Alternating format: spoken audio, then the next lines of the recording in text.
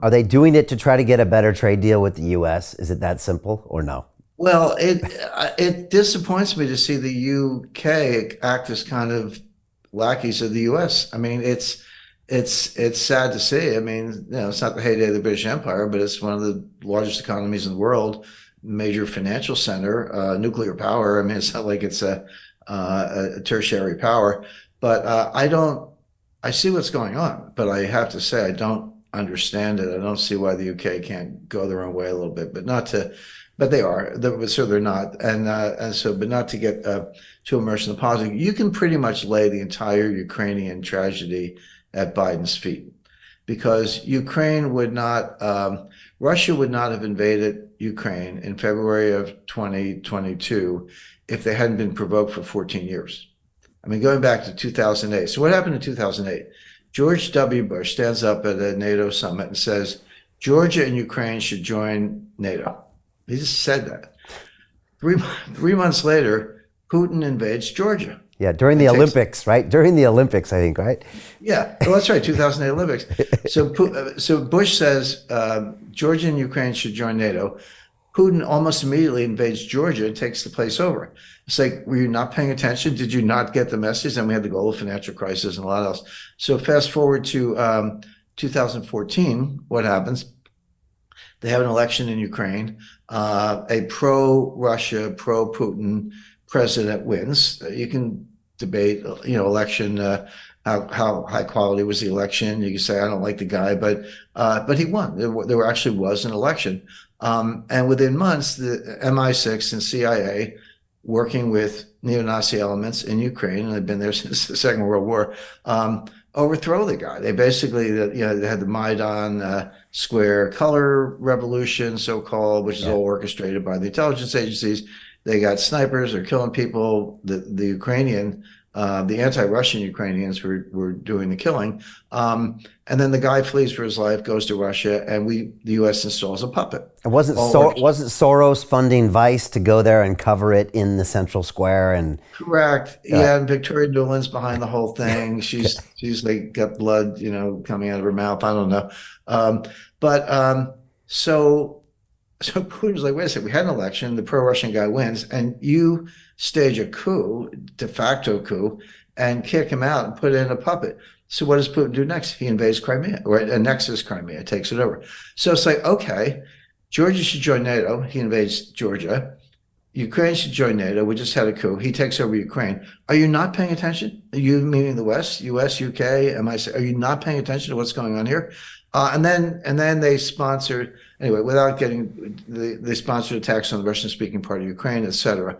So by 2022, Putin's at the end of his rope. Now, yes, he did invade. Of course he did, and no, there's no disputing that. But it was the Minsk Accords, which were balanced, I would say. They gave Donbass some autonomy in exchange for neutrality, and Ukraine would not join NATO, et cetera. But Angela Merkel was later quoted as saying that was always a joke. We never intended to honor them. And Putin's feeling like a sucker at this point, which he kind of was. So, in other words, how many times can you poke the tiger in the eye before the tiger strikes? And that's the question. So, yeah, Russia invaded, I get it, but it was 14 years of provocation. And now they're playing for keeps. I just want to alert everyone to an important video that you've just recorded that will not be available to the public. Here, you discuss the upcoming geopolitical shockwave of what you call the most significant development in international finance since 1971.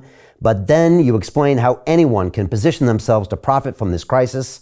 Our viewers can access that video at londonreal.tv/Jim, and I highly recommend that everyone go watch that immediately after our conversation. The U.S. wanted this war because they were, and they are, delusional. They're like, yeah, bring it on, because Russia will be depleted. They'll get killed. They'll use up their armaments. They'll deplete their arsenals, their inventories. They'll spend a lot of money. We'll throw sanctions on them like crazy.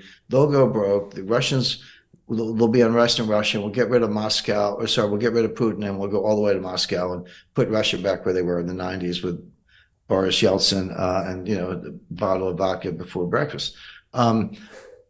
None of that has played out. Everything I just said, that was the goal. And they say so. Again, I'm not breaking into safes in Washington. They say these things.